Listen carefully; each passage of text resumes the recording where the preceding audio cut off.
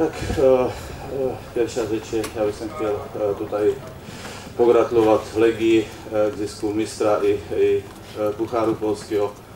Myslím, že momentálně to je nejlepší družina v Polsce, že vyhrála naprosto zaslouženě k meču.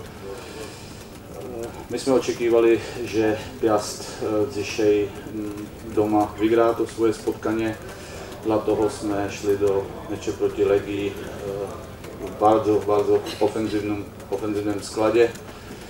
Počátek meču jsme tam měli 2-3 situace, kdy jsme mohli střelit branku. Nevím potom, jak by ten meč vyglądal, ale my jsme povedali dużo blendu, nebyli jsme v šrotku pola v defenzivě, nebyli jsme aktivní, precizní a Legia dzisiejší den trestala naše blendy a vyhrála zaslouženě. A v té koncovce potom v těch ostatních sekundách jsme ještě jenom čekali na informace z Gliwica.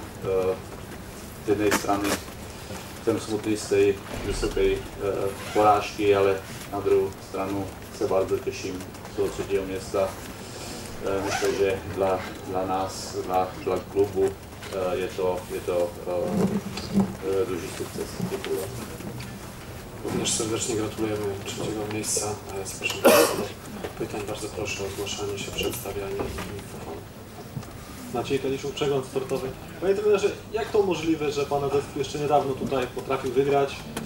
O mały włos Legii zabrał Puchar Polski, a dzisiaj zagrał tak, zwłaszcza w defensywie, tak fatalnie.